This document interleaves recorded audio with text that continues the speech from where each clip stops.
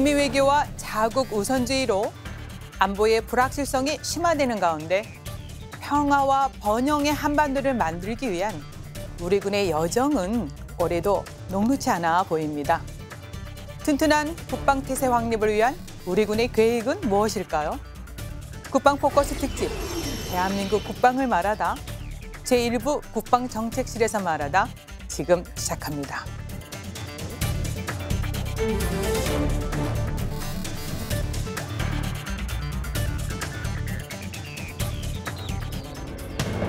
전방위 안보 위협에 대비한 강한 군대 건설이 더욱 시급해졌습니다. 국방개혁 2.0을 통해 새로운 평화를 만들어갈 수 있는 강한 힘을 갖추어 나갈 것입니다. 힘을 통한 평화 구현을 위해 우리 군이 추진할 과제는 무엇일까요? 지금부터 2019 국방정책실의 주요 업무 계획을 살펴보겠습니다. 시청자 여러분 안녕하십니까? 윤지연입니다. 지금부터 국방개혁 2.0과 한반도 안보 현안에 대한 올 한 해 국방정책실의 주요 업무 계획을 살펴보겠습니다. 함께 분들 소개해드리죠. 정석환 국방부 국방정책실장 나오셨습니다. 안녕하십니까? 공평원 성신여자대학교 안보학 교수 나오셨습니다. 안녕하십니까? 민정은 국립외교원 미주연구부 교수 나오셨습니다. 안녕하십니까? 아무래도 지난주 북미 정상회담이 끝나고 더 바쁜 것이 바로 국방정책실이 아닐까 싶은데요. 네, 실장님 요즘 어떻습니까?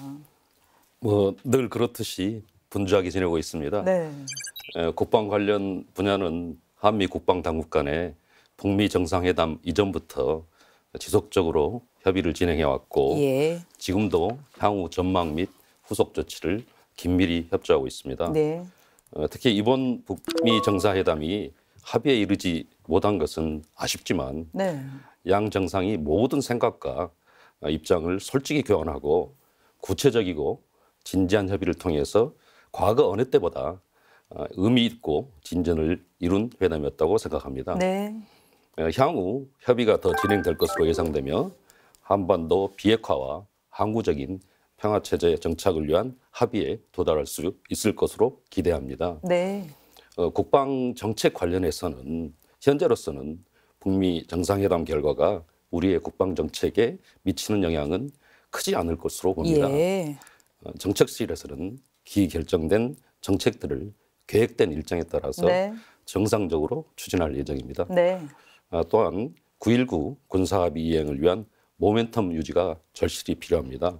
따라서 금년도에 계획된 합의 사항의 실질적 이행 방안을 마련하고 있습니다. 이를 위해서 유관 부처, 기관들과 또한 긴밀히 협조 체제를 예. 유지하겠습니다.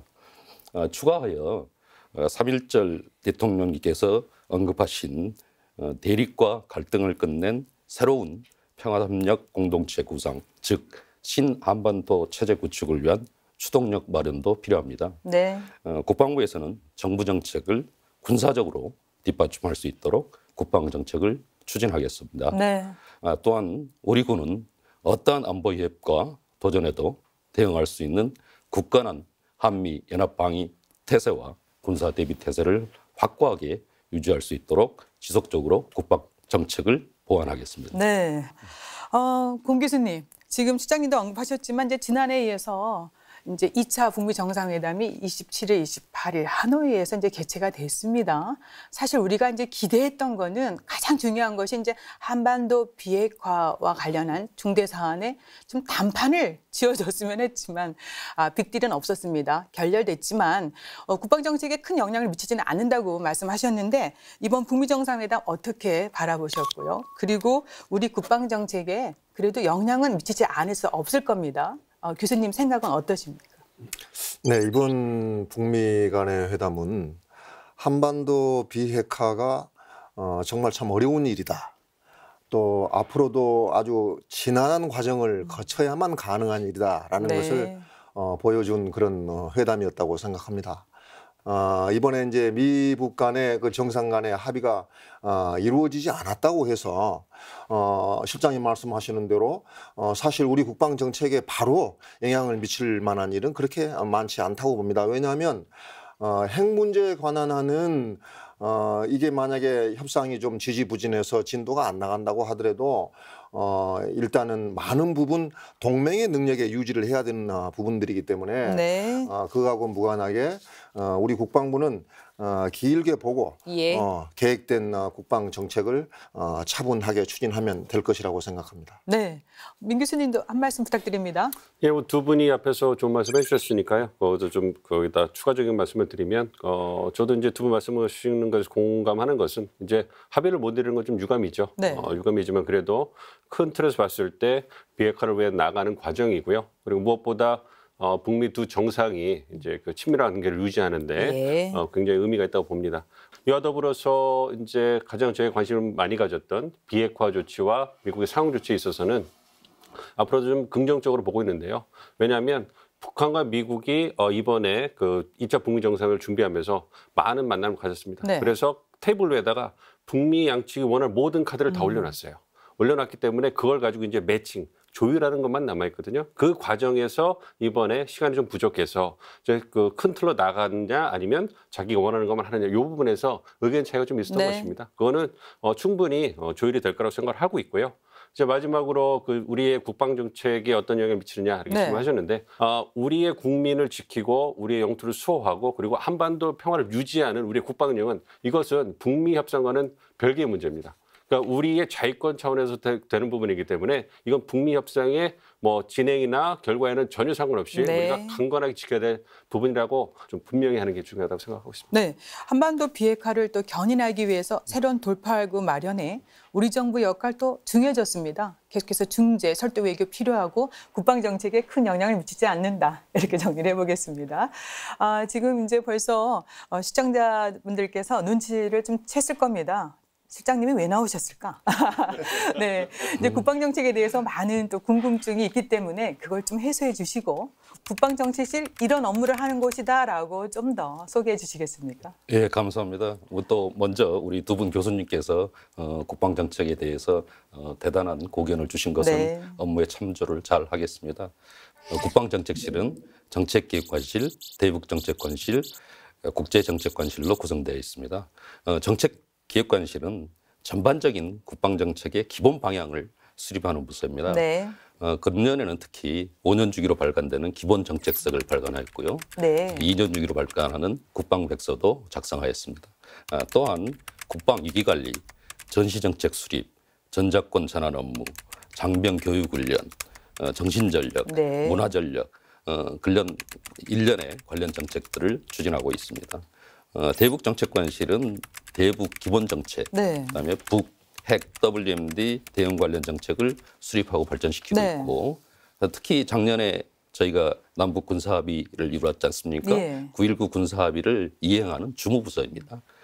또한 우주, 미사일 방어, 국가 전략 능력 발전을 위한 그런 업무를 수행하고 있습니다. 예. 국제정책관실은 국방 외교 정책을 총괄하는 부서입니다. 그래서 한미 군사동맹, 유엔 평화유지 활동, 해외 파병 정책, 다자간 안보 협력 등 국제 관계에 관련된 업무를 수행하고 있습니다. 모든 국방 정책을 거의 다 지금 업무 수행을 하고 계십니다. 우리 이런 얘기를 일종의 브레인 역할을 한다 얘기하지 않습니까? 네, 올 한해 이제 분주하게 또 많은 일을 하실 텐데 그래서요 그 정책 방향에 대해서도 좀 이렇게 좀 설명해 주시겠습니까? 제가 뭐 정책 방향을 설명드리기 전에 네. 우리 국방의 비전에 대해서 잠깐 설명해 네, 네. 드리겠습니다. 우리 군은 유능한 안보, 튼튼한 국방이라는 국방 비전을 마련했습니다. 이제 개념적으로 잠깐 이해가 좀 안 되실 수가 있는데 유능한 안보는 우수한 첨단 전력, 실전적인 교육 훈련 및 강인한 정신력을 토대로 해서 우리 주도의 전쟁 수행 능력을 구비해서 아까 교수님도 말씀하셨지만 대한민국의 영토와 주권을 수호하고 국민의 안전과 생명을 보호하는 것을 의미합니다. 네. 또한 튼튼한 국방이라는 것은 굳건한 한미 동맹과 강력한 국방력을 토대로 적의 도발을 억제하고 유사시에는 적의 적극 대응해서 싸우면 반드시 이기는 예. 전방위 군사 대비 태세를 확립하는 것을 의미합니다. 올해 우리 국방부는 이러한 국방 비전과 국민과 함께 평화를 만드는 강한 국방을 구현하기 위해서 5대 중점을 선정하였습니다. 네. 5대 중점을 말씀드리고는 첫 번째는 앞에도 언급이 잠깐 있었습니다마는 전방위 안보 위협에 대비한 튼튼한 국방 태세를 확립하는 것입니다. 예. 두 번째는 상호 보완적이고 굳건한 한미 동맹 발전과 국방 교류 협력을 증진하는 예. 것입니다. 셋째는 화두가 되고 있는 국방 개혁의 강력한 추진을 통해서 한반도 평화를 뒷받침하는 강한 군대를 예. 건설하는 것입니다. 네 번째는 투명하고 효율적인 국방 운영 체계를 확립해서 경제적인 군 운영을 이어나가겠습니다. 예. 다섯 번째는 국민과 함께하고 국민으로부터 신뢰받는 사기춘천한 군문화 정책을 추진하겠습니다. 네. 유능한 안보, 튼튼한 국방을 구현하기 위해서 5가지 주요 추진 정책 그리고 또 거기에 또 맞는 과제들이 있습니다. 그래서 두 분 교수님들의 의견을 좀 듣고 싶은데 일단 중요한 것이 이제 동북아 지역의 안보 환경이 많이 변화하고 또 우리가 급변하는 이런 용어를 많이 쓰는데 안보 환경 좀 진단해 주시고요. 지금 설명해 주신 이런 정책실의 정책 추진 방향에 대해서 조언이라든가 첨언이라든가 또 평가 좀 해주시겠습니까? 우선 공 교수님 먼저 말씀해 주시겠어요? 네. 제가 아는 우리는 한반도의 전략 환경이 안정됐다. 우리한테 참 우호적이다. 라는 평가를 할 수 있었던 적이 거의 없었던 것 같습니다.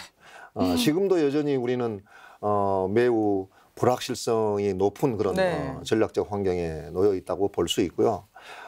그나마 다행스러운 것은 9.19 남북 군사 합의에 의해서 남북 간의 군사적 긴장은 상당 부분 완화되었다고 봅니다. 네. 그래서 우리가 그동안에 북한하고 긴장 관계를 유지를 하고 있으면서는 정말 그 눈앞에 보이는 어떤 그런 이슈들 때문에 네. 멀리 이렇게 눈을 두지를 못했는데 이런 상황에서는 이제 좀 더 멀리 보고 네. 좀 차분하게 국방 정책을 추진할 필요가 있다고 봅니다. 눈앞에 보이는 어떤 위협뿐만이 아니고 네. 미래에 우리에게 대두될 그런 위협들도 고려를 해서 장기적으로 좀 일관성 있는 국방 정책이 추진돼야 할 것으로 봅니다. 예. 교수님도 예.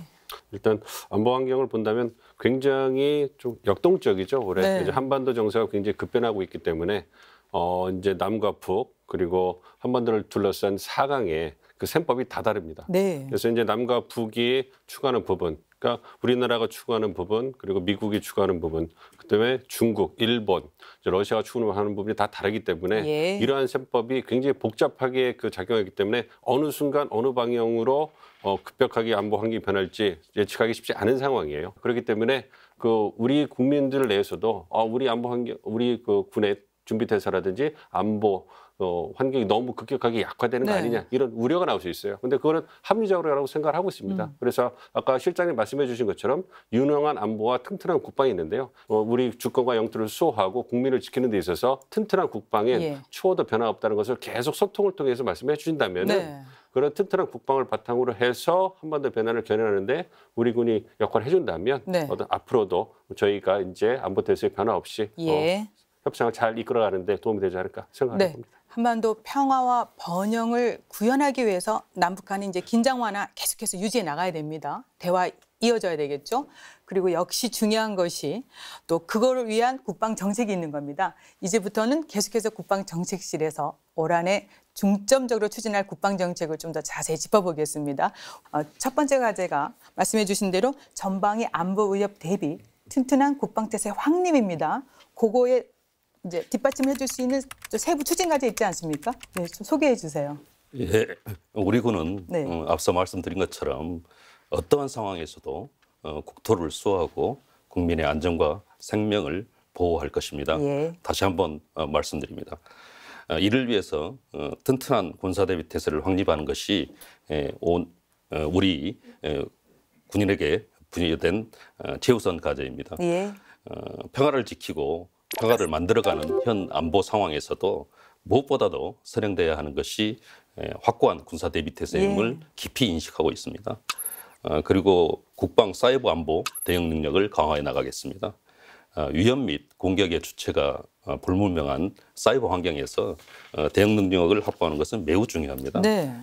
따라서 합동참모본부 주관으로 사이버 작전 수행 체계 구축, 사이버 전문 인력 양성, 전평시 사이버 군사 전략 및 작전 계획을 발전시키고 있습니다. 네. 동시에 국내외 테러 예방 및 대응 태세를 확립하고 국가적 재난 극복을 위한 적극적 선제적 지원 체계를 구축하겠습니다.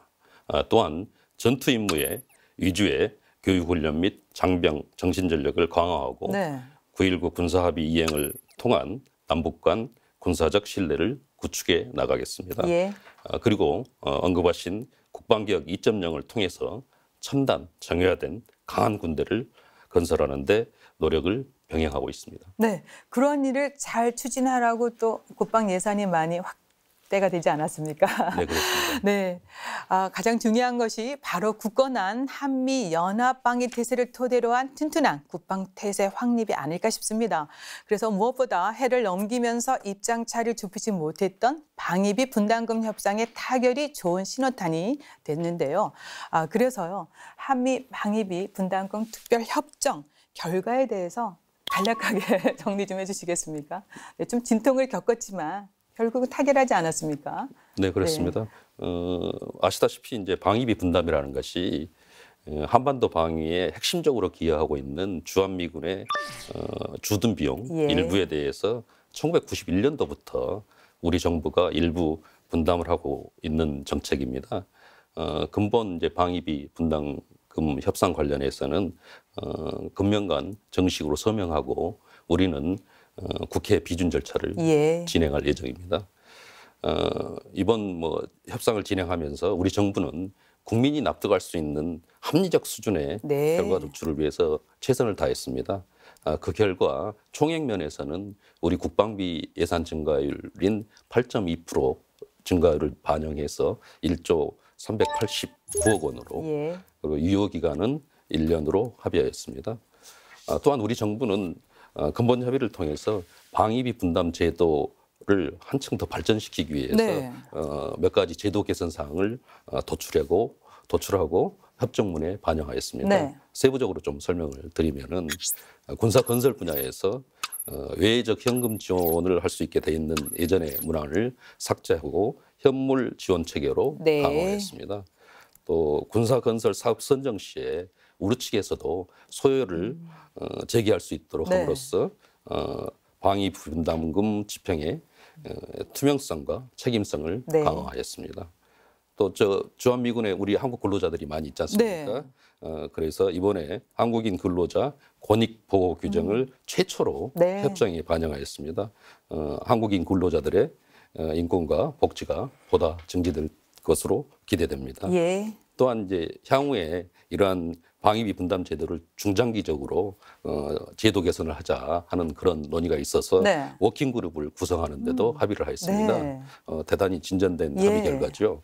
국방부는 이제 11차 향후 협상에 대해서도 저희들은 국민의 눈높이, 국민이 납득할 수 있는 협상 결과를 도출하고 방위비 분담 제도도 더욱 미래지향적으로 발전시켜 나가겠습니다. 네, 이렇게 이제 사실은 국민들 입장에서는 이제 총액이 증액된 것만 관심을 가지는데 이제 내용도 변하고 해서 정말 다행인데 이번 과정이 쉽지는 않아 보이는데 이런 결과에 대해서 어떤 생각을 가지고 계신지 말씀해 주시고요.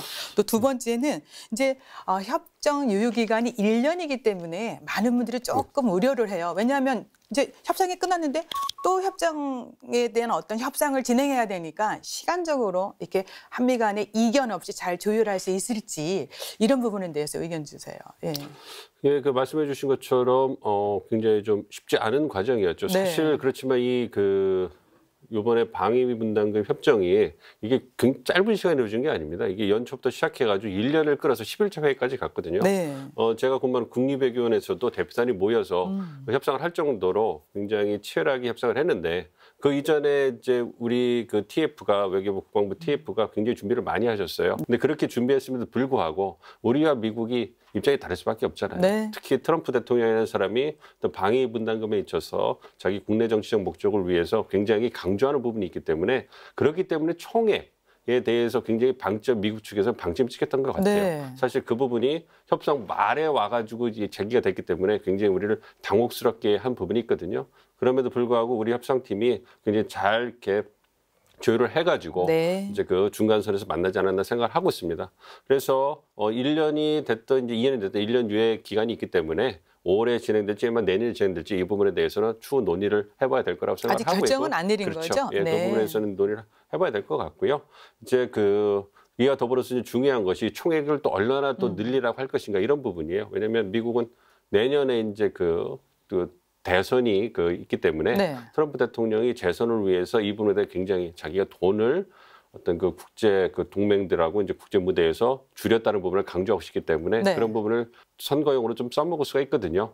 또한 이와 더불어서 이제 나토에서도 방위비를 분담금을 좀 증액을 하기로 했습니다. 이런 네. 부분이 있어가지고 사실 우리 입장에서는 쉬운 그런 협상이 되지는 않을 거예요. 네. 굉장히 쉽지는 않을 부분인데 제가 생각할 때 가장 포인트가 될 부분은 이제 올해는 저희가 국방비 인상분을 고려해서 어떤 증액 양의 8% 정도가 8.1%가 네. 됐습니다. 그런데 그것이 이제 사실 적은 부분이 아니거든요. 이제 그 부분을 이제 우리가 이전에 했던 물가 상승분 쪽으로 이렇게 조율하는 부분. 네. 그래서 한 4% 정도 밑으로 떨어뜨리는 부분에 대해서 좀 노력을 해야 될 거예요. 그건 충분히 가능하다고 생각하고 있습니다. 왜냐하면 원래 올해도 미국 측이 요구했던 부분은 거의 2배를 늘리라 이런 부분이었는데 네. 그런 협상에 트럼프 대통령이 갖고 있는 협상의 어떤 기술일 뿐이고요. 다 양측의 입장을 고려하는 부분이기 때문에 그런 부분에서 우리 국민의 눈높이에 맞게 이제 이 정도면 우리가 우리 안보 환경을 생각했을 때 충분히 고려할 수 있는 증액분이다. 예. 이렇게 할 수 있는 부분이 있을 것이고요. 그리고 말씀해 주신 기간도 우리 측이 원했던 1년마다 하는 건 거의 협상이 끝나면 다시 또 준비하는 네. 부분이 있거든요. 그 부분에 대해서는 굉장히 소모적이고 양측에 유리한 부분이 전혀 도움되는 부분이 아니기 때문에 그 부분에 대해서도 3년, 5년 정도로 예. 늘리는 부분에 대해서도 충분히 가능하지 않을까 생각을 하고요. 이제 내년에 트럼프 대통령의 재선이 끝나면 좀 더 조정이 될 부분이 있기 때문에 네. 올해 유예를 하고 내년에 또 이렇게 충실히 준비를 한다면 우리 국민의 눈높이에 맞는 그리고 우리 국익에 부합할 네. 수 있는 협상이 될 수 있을 거라 좀 기대를 하고 있습니다. 네, 교수님 또 다음 협정을 위해서 또 원활한 합의, 조율 필요하지 않습니까? 네, 좀 아이디어 좀 주세요. 네. 이번 방위비 분담 협상은요. 총액만을 볼 문제는 아니라고 보고요. 아까 실장님께서 말씀하시는 대로 그 내용상으로 굉장히 진전된 부분이 많고 네. 그런 점에서 정말 담당했던 분들의 노고를 취하지 않을 수가 없을 것 같습니다. 네. 사실 올해 특히 방위비 분담금 협상은 트럼프 미 대통령의 어떤 의중이 상당 부분 많이 작용된 그런 결과였다라고 생각합니다. 트럼프 대통령이 선거 기간 때부터 계속해서 동맹국들이 미국의 어떤 안보 노력에 무임승차하고 있다라는 언급들을 계속해서 지속적으로 네. 해왔지 않습니까? 그래서 그러한 것들이 협상 테이블에 앉은 어떤 미국 대표들의 입장이 굉장히 완강하게 유지가 될 수 있도록 했을 텐데 다행스러운 것은 이번에 결과를 놓고 사실 우리 국내에서는 그렇게 크게 이슈화가 되지 않았고 많은 부분들이 그 결과에 대해서 국민들이 받아들이고 이해해주는 그런 결과였기 때문에 참 다행스러운 네. 일이라고 생각합니다. 그래서 우리가 여기에서 이제 하나 알아낼 수 있는 것은 앞으로 어떤 협상 과정에 있어서도 협상 과정에서 지금 우리의 위치가 어떠한 것인지 미국의 입장이 어떤 것인지를 국민들에게 좀 알려드릴 필요가 있다. 그래서 그게 합리적인 결과고 그 과정을 또 국민들이 어느 정도를 이해를 하신다 그러면 네. 그 결과에 대해서는 정말 발전적으로 우리가 지속적으로 시켜나갈 수가 있다. 그래서 교수님 말씀하시는 대로 1년 단위로 계속해서 협상을 해야 된다고 부분은 좀 어려운 부분이고요. 예. 그 기간 한 3년이나 5년을 좀 늘쳐서 네. 장기적으로 좀 협상 이 기간을 텀을 좀 늘릴 네. 필요는 있다고 봅니다. 그러니까 협정 유효기간 1년은 너무 바빠집니다. 그렇죠? 예, 의견 반영이 안 될 수도 있고 좀 그런 것만 좀 더 유의해서 또 다음 협상 때 의견 제시해서 조율하면 좋을 것 같습니다. 네. 그리고 또 전방위 안보협 대비 튼튼한 국방태세 확립을 위한 세부 추진 과제 중에서 가장 중요한 과제가 아닐까 싶은 것이 바로 9.19 군사 합의 이행이 아닐까 싶은데 궁금해지는 것이 그럼 올해는 어떻게 되느냐 이겁니다. 지난해 굉장히 많은 업무를 하셨기 때문에 올해 어떻게 추진되는지 그리고 추진 현황을 좀 소개해 주시겠습니까? 네, 뭐 좋은 질문 감사합니다. 네. 특히 지금 남북 군사 합의가 체결되고 난 다음에 6개월 정도 지난 네. 시점이기 때문에 한번 짚어보고 예. 또 국민 여러분께도 조금 알려드릴 수 있는 그런 시간을 주신 거에 대해서 감사합니다. 제가 그래서 대략 6개 분야를 네. 좀 설명을 드리겠습니다. 남북 간 이제 3호 적대행위 중지 관련해서는 작년 11월 1일부터 지상, 해상, 공중에서 전면 중지됐지 않습니까? 지금 현재까지 남과 북이 충실하게 이행을 잘 하고 네. 있습니다. 두 번째 이제 JSA 비무장화에서 자유왕래화하는 그거는 남북 그리고 연합사 3자 협의체에서 수차례 협의를 진행해 왔고 자유왕래를 위한 사전 조치 사항이 필요하지 않습니까? 지리를 제거한다랄지, 초소를 보완한다랄지, 화기를 철수한다랄지, 그다음에 인원을 조정한다는 것이, 그다음에 공동으로 현장을 검증하는 것들 이런 것들은 이미 다 완료했습니다. 네. 지금 현재는 이제 JUSA 자유왕래를 어떻게 할 것인가를 이제 협의를 하고 있습니다. 이제 세 번째 GP 시범 철수는 언론에 많이 보도돼서 아시겠지만은 작년 12월 12일에 상호 검증을 통해서 완벽하게 10개의 GP에 대해서는 폭파 및 철거가 완료됐고 한 개 보존 GP는 저희들이 직접 확인해서 화학이 장비 인원들이 철수됐는가를 다 확인하였습니다. 네. 향후에도 이런 시범 철수 결과를 바탕으로 해서 DMZ 내에 모든 GP를 철수하는 방안을 협의해 나갈 예정입니다.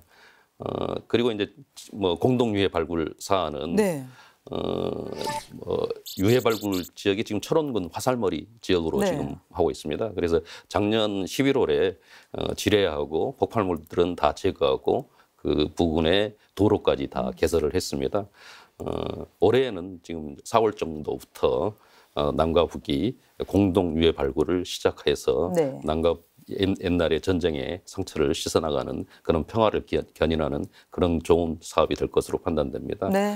한강하고도 이제 저희들이 이제 관련 사항을 진행하고 있는데 남북 간 함께 공동 수로 조사를 실시했습니다. 그래서 한강하구에 대한 해도를 하고 조사 결과 보고서를 다 작성을 해서 지난 1월 말에 북측에도 전달하였고 이것도 또한 4월부터 민간 선박이 자유항행을 할 수 있도록 시범적으로 시행할 예정입니다. 다음에 이제 가장 큰 게 이제 남북 군사 공동위원회를 이제 설치 운영하는 건데 언제쯤 가능해질까요? 이제 지금 계속 협의를 하고 있는데 이것의 이제 기본 이제 그 운영 안이나 방안은 예전에 1992년도에 이미 설립된 합의된 그 기준안을 가지고 남북이 지금 수차례 협의를 진행하고 있고 조만간 남북 군사 공동위원회가 설치되면은 앞으로 좀 더 보다 진전된 협의가 진행될 것으로 판단하고 있습니다. 네, JS 지역에 이제 자유왕래가 가능해지고 또 이게 관광 사업으로 좀 활성화됐으면 좋겠는데요. 근데 이제 공 교수님도 잘 아시겠지만 이렇게 이제 9.19 군사 합의 이행과 관련해서 속도 부분에 대한 많은 이견 또 지지 얘기가 많지 않았습니까? 그래서 교수님은 이런 이행 속도에 대한 찬반 양론에 대해서 어떻게 보고 계시는지요? 우리의 어떤 대한민국의 이 국가의 전략적인 목표가 정말 평화로운 한반도 이게 이제 전략적인 목표라고 그러면 북한에 이제 비핵화는 바로 그 밑에 있는 어떤 전략적 목표 정도가 되겠죠. 자, 북한의 비핵화를 하기 위해서는 남북 간의 상호 간의 신뢰가 전제되지 않고는 진행될 수 없다고 생각합니다. 그래서 남북 간의 신뢰를 구축하기 위해서는 일단 군사적 긴장 완화는 반드시 시킬 필요가 있다라고 보고요. 그래서 이제 만일 속도 그 부분에 있어서 이견들이 많은데 그런 이견들을 제시하는 분들도 남북 간의 군사적 긴장 상태를 완화해야 된다는 부분에 대해서는 동의할 것이라고 생각합니다. 단지 긴장을 완화시키는 그런 과정에서 우리의 대비 태세가 좀 약화되지 않을 것인가라는 거에 대한 어떤 우려라고 보는데 네. 그런 부분들은 우리 국방부 당국에서 충분히 다 감안을 해서 우리가 정말 감내할 수 있는 범위 내에서 긴장 완화책을 예. 정책을 추진을 하고 있기 때문에 그렇게 크게 염려할 필요는 없다라고 생각을 합니다. 네. 실장님 지금 교수님이 정말 잘 지적해 주셨어요. 가장 우려되는 부분이 우리 군사 대비 태세 저하 부분인데 이것을 또 방지하기 위해서 국방부에 또 우리 군은 어떤 대책을 마련해 놓고 있는지요. 그게 가장 중요하지 않습니까? 예.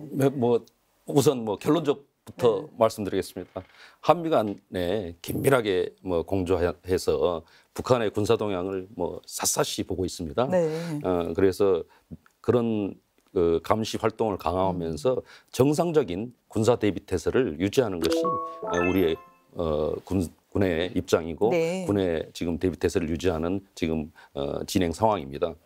아까도 언급하셨지만 남북 군사합의는 남북 간 상호 적대 행위를 중지하고 우발적으로 무력 충돌 가능성을 사전에 차단하는 것이지 않습니까? 예. 그래서 남북 간 군사당국 간 긴장이 완화되고 신뢰를 구축하기 위한 조치입니다. 따라서 남북 군사 합의하고는 무관하게 저희는 모든 우발 상황에 대비한 교육 훈련 등을 뭐 정상적으로 예. 지금 시행하고 있습니다. 더불어 뭐 이제 뭐 무기 체계 훈련 그런 것도 중요하지만 정신적인 대비 태세도 중요하기 때문에 네. 더욱 정신 교육도 강화하고 있습니다. 또한 국방 개혁을 적극적으로 추진하고 있지 않습니까? 예. 이를 통해서 힘으로 평화를 뒷받침하는 강한 군대를 조기에 건설할 예정입니다. 예. 뭐 세부적으로 약간 말씀드리면은 전방위 안보협에 주도적 대응이 가능한 군, 첨단 과학 기술 기반의 정예화된 군, 예. 선진화된 국가에 걸맞게 운영되는 그런 군을 건설하기 위한 국방개혁의 목표를 갖고 운영되고 있습니다. 네. 이제 각 군별로 약간 좀 말씀드리면 육군은 신속 결정 작전 수행이 가능한 구조로 개편하고 해군은 수상, 수중, 항공 통합 작전이 가능한 구조로 해병대는 입체 고속 상륙 작전, 전략 도서 방위가 네. 가능한 구조로 개편할 예정이고 공군은 전략적 억제 및 항공우주군으로 성장할 수 있는 그런 수행이 가능한 구조로 개편할 계획입니다. 이를 통해서 북한 위협뿐만 아니라 전방위 위협에 모두 대비할 예정입니다. 네. 오히려 우리 군이 더 강해지고 힘에 의한 평화를 지키기 위해서 지금 많은 무장을 하고 있고 군비태세 강화 중인데 교수님 그럼에도 불구하고요. 우리가 또 올 한 해 군사 합의 이행 잘해야 되는데 성공적으로 추진하기 위해서 유의할 점이라든가 또 그로 인해서 우리가 또 기대 효과 많지 않겠습니까? 그런 부분 지적해 주시고 이게 남북한만의 문제만은 아니지 않습니까? 특정 사안에 대해서는 또 미국과 유엔사가 함께 해야 되는데 그런 부분은 어떻게 해야 될지 제가 3가지 질문을 막 드렸습니다. 네. 일단 그 남북 군사 이제 합의 사항을 이행하는 것은 이건 엄밀히 따지면 남북 간의 문제입니다. 사실 그 이거는 미국한테 저희가 뭐 의견을 물어 이런 부분은 아니지만 우리 한미 동맹이 있기 때문에 미국 쪽을 존중하는 부분이죠. 그래서 이게 남북 군사 합의라든지 남북 간의 군사 긴장 완화는 이게 대북 제재에 해당되는 부분도 아니고요. 예. 굉장히 우리 그 남과 북이 할 수 있는 부분인데도 이제 한미 동맹의 중요성 그리고 이제 그 동북아의 안보를 위해서 우리가 이제 의견을 조정해 나가는 부분이 있다는 걸 먼저 말씀을 드리고요. 예. 일단 그 남북 군사 합의 이행이 왜 중요하냐면 현재 그 진행되는 북핵 협상과 관련해서 좀 말씀을 드려볼게요. 말씀을 드려보면 북한이 원하는 것이 2가지 목표가 있습니다. 체제 안전 보장 조치와 두 번째가 대북 제재 해제인데요. 예. 체제 안전 보장 조치는 말씀드린 것처럼 미국과 70년간의 적대 관계를 종식을 하고요.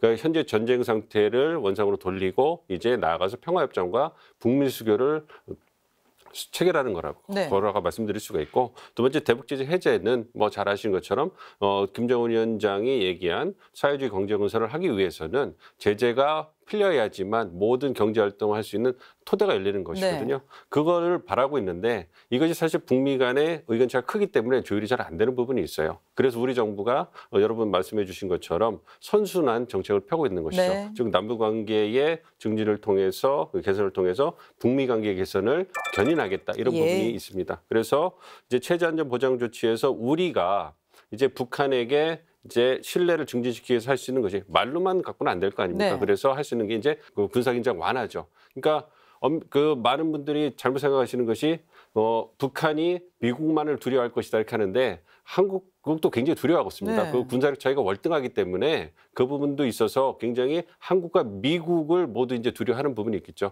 그래서 미국과의 체제 안전보장 그 부분에 있어서 개선을 이루기 전에 우리가 남북 간의 군사긴장 완화를 통해서 북한이 우리가 하는 말을 믿고 네. 이제 미국이 제공해 줄 체제 안전 보장 조치를 비핵화 조치에 이제 후속 조치로 살 수 있도록 네. 우리가 신뢰를 주는 것이죠. 예. 그래서 남북 간의 군사긴장 완화를 통해서 이제 북한이 어느 정도 한국이 하는 말을 믿을 수 있기 때문에 한국이 제안해주는 미국과의 체제안전 보장 조치 그 대안에 대해서도 우리가 신뢰하고 따라갈 수 있겠다. 네. 이제 그 부분이 이제 이번 2차 북미 정상회담에서 나왔던 거예요. 네. 종전선언이라든지 연락사무소 설치에 있는 부분에 있어서도 그러한 우리의 노력이 바탕이 됐기 때문에 미국이 하는 말을 믿고 예. 그 체제안전 보장 조치에서 나갈 수 있었다고 생각을 하고 있습니다.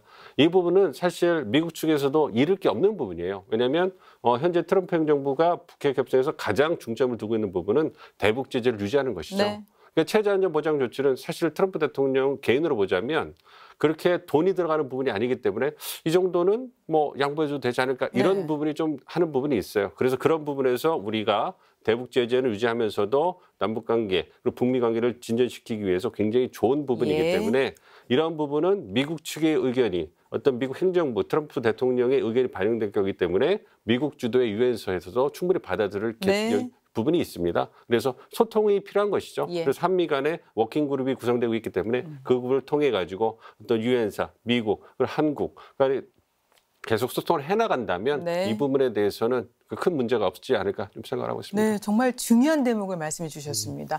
남북 간 신뢰 구축, 이게 나아가서 또 북미 간 신뢰 구축이 형성이 되면 우리가 지금 풀고자 하는 것이 한반도 비핵화 아니겠습니까? 또 북한의 경제 제재까지 이어질 수 있다. 네, 좀 더 우리가 추이를 지켜보도록 하고요. 또 지난해 남북 간 화해 분위기에도 불구하고 사이버 공간은 그렇지 않았다는 전문가들의 의견이 많았습니다.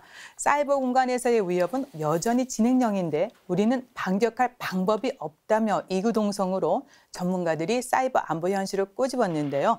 실장님께 관련해서 좀 더 자세한 얘기 들어보겠습니다. 그러니까 전방의 안보 위협에 대비해서 사이버 안보 능력 강화 이 부분을 어떻게 올해 또 추진할 예정이신지에 대한 이제 질문입니다. 준비 많이 하고 계십니까? 질문하신 내용 중에 여러 가지 내포가 있을 것 같은데 우리 국방부도 과거에 불신을 초래했던 사건을 잘 기억하고 있습니다. 국민의 신뢰를 회복하고 군의 사이버 역량을 획기적으로 강화하기 위해서 국방 사이버 안보 역량 강화를 위한 정책을 차근차근 추진하고 있습니다. 사이버 영역은 앞서도 잠깐 언급을 드렸지만 기술 분야 못지않게 전문 전략 양성이 매우 중요하다고 생각하고 있습니다. 따라서 군 정예의 사이버 전문 인력 획득 및 관리, 교육 훈련 제도를 발전시키고 나가고 있습니다. 특히 신분별로 맞춤형으로 인사관리 제도를 정착하고 국방 사이버 환경하고 유사한 형태의 사이버 훈련장을 구축해서 실전적으로 훈련을 실시할 계획입니다. 작전 체계 관련해서는 국방 사이버 공간에 침해가 발생할 것을 대비해서 합동참모본부 중심으로 사이버 작전 수행 체계를 지금 정립하고 있습니다. 사이버 공격의 전술 기법 절차에 대한 분석을 통해서 역으로 다중방어 개념의 대응 체계를 구축할 계획입니다. 또 그리고 국제사회하고도 또 함께해야 되기 때문에 사이버 공간에서의 불법적인 침해 행위를 금지하는 국제규범 수립에도 적극 참여할 계획이고요. 저희가 이제 서울안보대화를 하고 있지 않습니까? 2014년부터는 거기에 이제 사이버 분야 다자간 실무협의체가 같이 운영되고 있습니다. 사이버 워킹 그룹이라고요. 그런 그룹 활동을 통해서도 실질적인 논의를 통해서 발전시켜 나갈 예정입니다. 그리고 또 빠뜨릴 수 없는 중요한 주제가 바로 굳건한 한미동맹 유지도 해야 되지만 발전해야 되지 않겠습니까? 그런 발전 부분도 말씀해 주시고요. 또 그것이 국제 교류와 또 협력 증진 강화에도 많은 도움이 될 것 같은데 세부 추진 계획이 어떻습니까? 앞서 언급하셨지만은 한미 동맹과 네. 그다음에 국방 교류라는 이 큰 축이라는 것은 국방 외교의 기본이고 우리가 국방 정책을 구현해 나가는데 필수적인 상황입니다. 그 중에서도 이제 우리 군은 우리 군 주도의 연합 방위 체제를 구현하고 다양한 국제 협력, 한미 동맹과의 협력, 다양한 주변 국가의 협력 등을 통해서 유리한 전략적 여건을 조성하기 위해서 추진과 의자를 대략 4개 정도를 가지고 시행하고 있습니다. 첫 번째는 이제 상호 보완적인 굳건한 한미 동맹 발전입니다. 우리가 세계 10위권의 이제 국력을 갖고 있지 않습니까? 거기에 걸맞고 그다음에 이제 한미 간의 전통적인 신뢰를 바탕으로 해서 이제 한미 간에도 좀 약간은 상호 보완적이고 미래지향적인 협력 관계로 발전시키는 것이 필요하다. 네. 그래서 지금 한미 간 긴밀하게 협조를 하고 있습니다. 그런 긴밀한 협조의 방법 중에는 한미 고위급 대화를 증진하고 있고 협력을 강화하고 있고 또 군사뿐만이 아니라 초국가적, 비군사적 위협에 대비한 공동 대응 방안 협력도 추진하고 있습니다. 두 번째는 이제 전자권 전환이 이제 화두지 않습니까? 저희는 체계적이고 적극적인 전시작전 통일권 전환을 추진하는 목표를 갖고 있습니다. 네. 저희들도 한미 연합 방위 체제가 굳건히 유지되는 방향에서 추진될 겁니다. 네. 전자권도 우리 군의 이제 또한 우리 군의 이제 첨단 자산 확보 등 방위 역량을 강화하는 노력도 같이 연계해서 추진할 예정입니다. 세 번째 과제가 이제 국방 교류 협력의 내실화하고 외연을 확대하는 건데 앞서도 언급드렸지만 우리 단독으로 할 수 있는 것이 아니기 때문에 한미 동맹뿐만 아니라 주변 국가도 국방 교류를 증진해 나갈 예정입니다. 한반도 비핵화가 평화 정착을 위한 우호적인 여건을 조성하기 위해서는 그건 당연히 추진해야 될 우리의 정책이라고 생각합니다. 또한 이제 국제사회에 저희가 기여를 좀 해야 되지 않겠습니까? 그래서 국제 평화 유지 활동, 그다음에 자유국민 보호를 위한 군의 역할 강화 이런 사안들을 정책으로 수립해서 추진하고 있습니다. 네, 다양한 이제 추진 과제가 있습니다. 특히 전문가들은 그 어떤 나라도 혼자서는 자국의 안보를 지킬 수 없는 오늘날을 이제 동맹 시대라고 부르지 않습니까? 그래서 이제 또 동맹도 중요하지만 우리 주변국의 미중 갈등 심화로 인해서 이제 동맹이 재편되는 시기다라는 분석이 나오고 있기 때문에 거의 70년간 변함없이 굳건한 관계를 유지하고 있는 대한민국과 미국 역시 동맹입니다. 가장 중요하지 않을까 싶은데 이런 부분에 대해서 민 교수님 좀 의견을 듣고 싶은 게 그러면 한미 동맹 뭐가 중요하고 특별한 점이 있다면 어떤 것이 있을까요?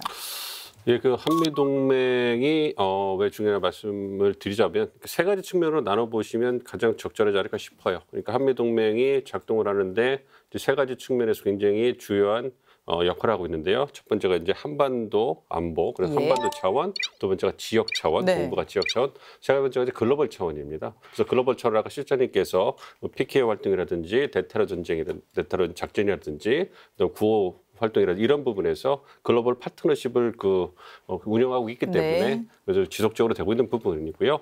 아무래도 우리가 관심을 더 갖게 되는 부분은 아무래도 한반도 차원 그리고 이제 지역 차원인데요. 우선 이제 한반도 차원, 즉 북한이라는 존재가 있기 때문에 아무래도 북한의 어떤 도발을 억제하고 한반도에서 안정적인 안보 환경을 유지하는 데 있어서 한미동맹은 지난 70년 동안 가장 중요한 역할을 해왔습니다. 그거에 대해서는 어느 누구도 토를 달 수 없다고 생각을 하고 있고요. 그렇기 때문에 북한의 위협이 제거될 때까지는 한미동맹의 중요성은 여전히 필요하다 이렇게 그리고 앞으로도 더 중대화될 것이다 이렇게 생각을 하고 있고요.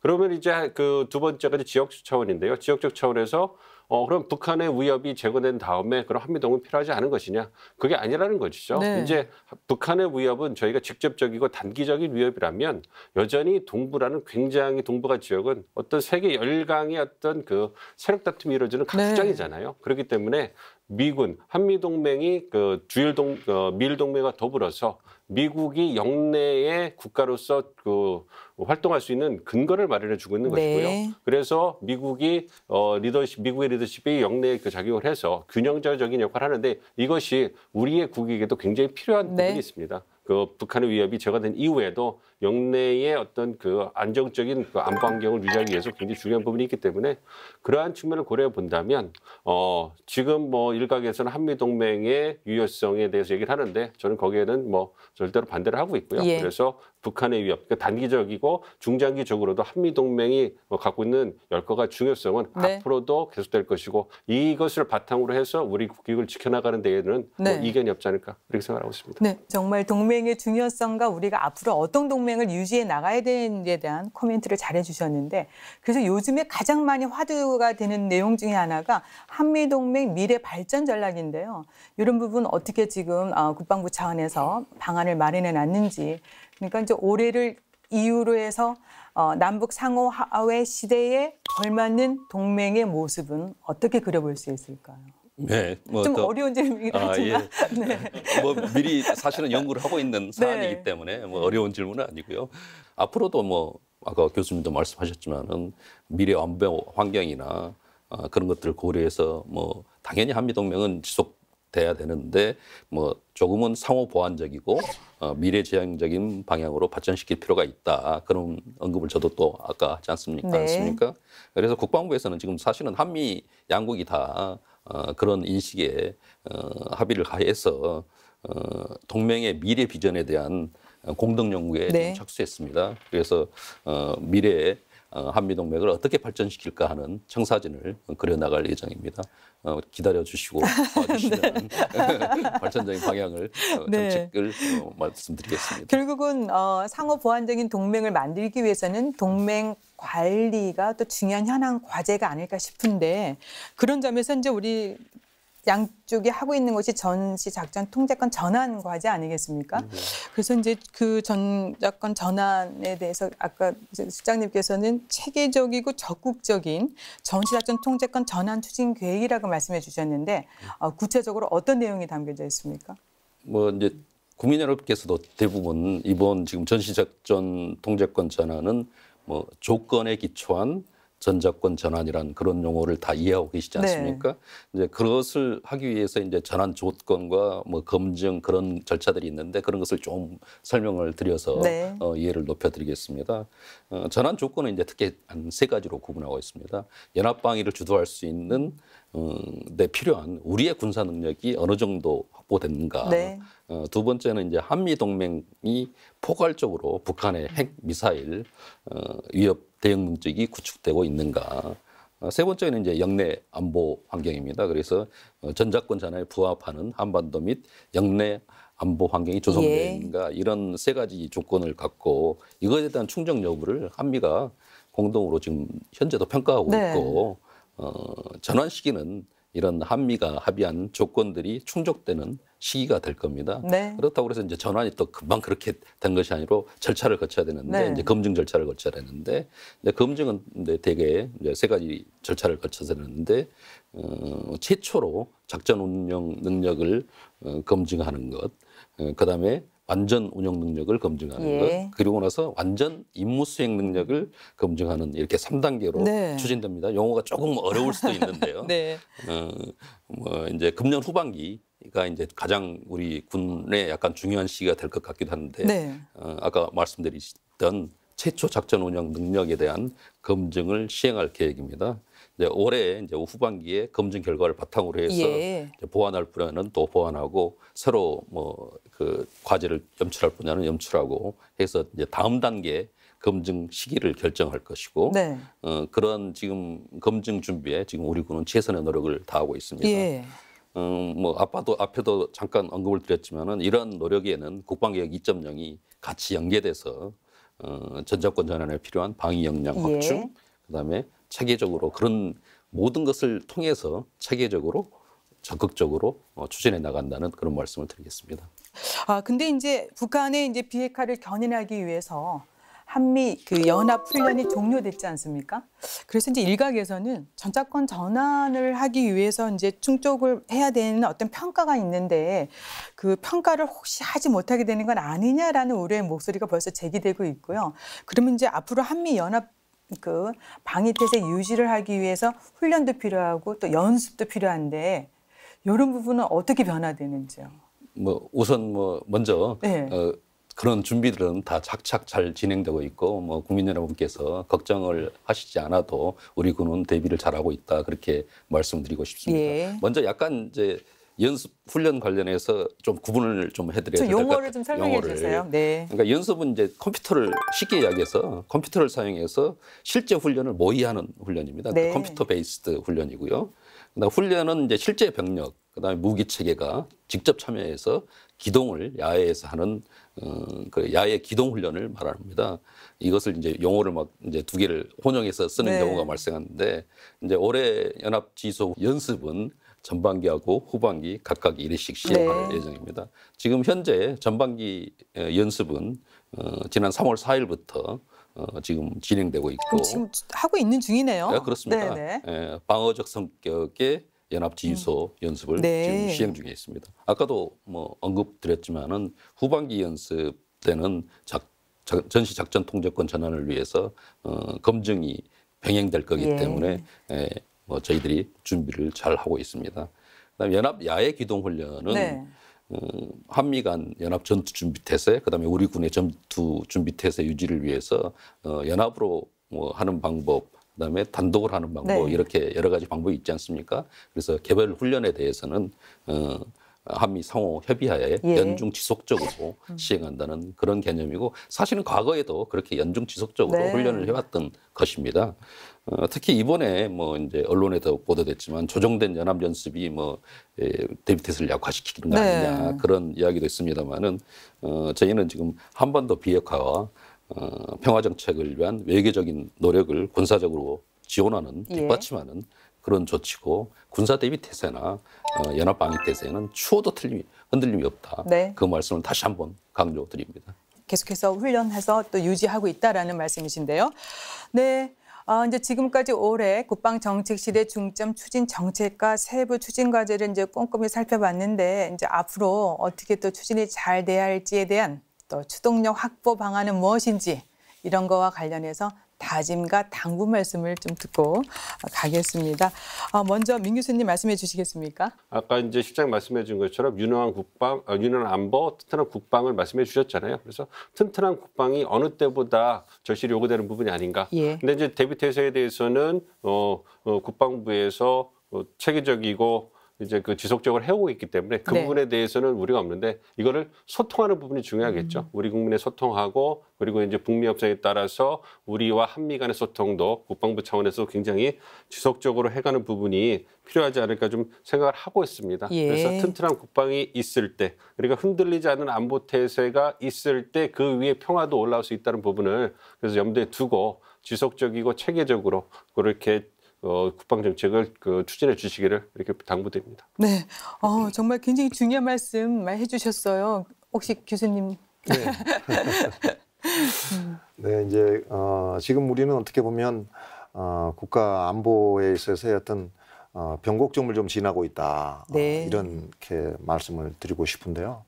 아까도 말씀이 있었지만 매우 다이나믹한 그런 전략 환경 하에 네. 대한민국이 놓여 있다고 생각하고요.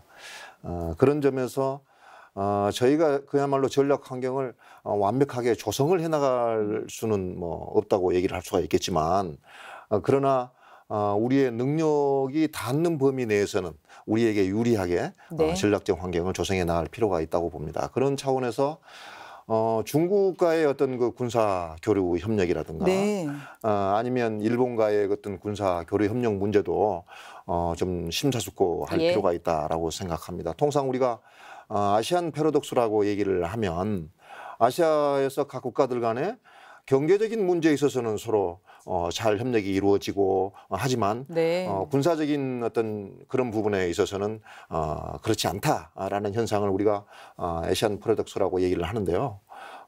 우리가 중국에 대해서도 좀 전향적인 좀 사고를 할 필요가 있다라고 생각합니다. 네. 냉전이 해체된 이후에 중국과의 어떤 그 경제 협력으로 인해서 우리의 경제가 상당 부분 많이 발전을 하고 유지를 하고 있는데 예. 그런 부분에서 어떤 군사 외교적인 차원에서도 중국하고 교류를 좀 활성화할 필요가 있다라고 생각을 하고요. 일본하고는 사실 또 이제 이게 어떤 국민적인 그런 감정 문제들 때문에 정부 당국이 교류 협력을 쉽게 이렇게 빠른 속도로 추진하기는 사실은 많은 좀 부담이 있을 텐데 우리는 이 부분은 한 번쯤은 생각을 하고 넘어가야 됩니다. 네. 일본은 우리에게 우호적인 국가고 특히나 미일 동맹을 유지를 하고 있는 네. 국가라는 것을 꼭 염두에 둘 필요가 있다고 봅니다. 그래서 국민 감정을 전혀 무시할 수는 없지만 적절하게 속도 조절을 하면서 일본과도 교류 협력을 추진해 나갈 필요가 있다. 저는 이렇게 생각을 합니다. 주변 국가의 국방 교류 증진에 대해서 교수님 아주 정확하게 지적해 주셨는데 마무리 말씀을 시장님께 부탁드리겠습니다. 오늘 뭐 아주 생산적인 토의였고 네. 즐거운 시간이었습니다. 특히 마지막 우리 교수님 두 분께서 말씀하신 소통 관계, 그다음에 주변국 네. 교류, 다양화 그런 말씀은 저희가 정책을 위반하는데 꼭 참고해서 활용토록 하겠습니다. 지금 작년부터 누구도 가보지 않는 길을 지금 가고 있고 네. 그런 길을 군사적으로 뒷받침하는 것이 우리 국방부고 예. 그것의 핵심에는 정책실이 있습니다. 2019년 국방부는 국민과 함께 평화를 만드는 강한 국방을 네. 적극 구현해 나가겠습니다. 아까 교수님도 소통 말씀하셨습니다. 맞습니다만은 주요 국방 정책 입안할 경우에 입안에서부터 시행에 이르기까지 전 단계에서 국민의 눈높이에 맞출 수 있도록 적극적으로 소통하겠습니다. 예. 또한 우리 국방부 정책실은 국방부 각 부서, 그다음에 관련 기관 그리고 각 군의 노력을 선도하고 통합해서 군에 대한 국민의 기대에 부합하는 국방 정책을 추진토록 하겠습니다. 예. 제가 최근에 본 영화 중에 한 사람의 10걸음보다 10사람의 한 걸음이 필요한 시기라고 했습니다. 국민 여러분의 따뜻한 지지와 성원을 부탁드립니다. 감사합니다. 네. 지금 급변하는 동북아 안보 환경 하에서 우리가 지금 평화를 만들어가고 번영을 만들어가고 있지 않습니까? 그렇기 때문에 국방 정책실의 발걸음도 빨라지고 또 분주해지지 않을까 싶습니다. 시장님 어깨가 무거우시겠지만 두 분 교수님의 이런 의견도 잘 청취하시면서 국민과 소통하면서 지혜를 더 발휘해 주셔서 올 한 해 국방 정책이 좋은 성과로 이어지기를 기대해 보겠습니다. 오늘 이렇게 조목조목 설명해 주셔서요. 많은 부분이 또 소통되고 시청자 여러분들께서 이런 걸 하는 곳이구나라고 반길 겁니다. 계속해서 애써주시고요. 오늘 도움 말씀 여기서 마치겠습니다. 고맙습니다. 네, 감사합니다. 감사합니다. 한반도 평화와 번영을 지탱해주고 견인하기 위해 내실 있는 국방정책 수행을 기대해보면서 함께하신 국방포커스 오늘은 여기서 마치겠습니다.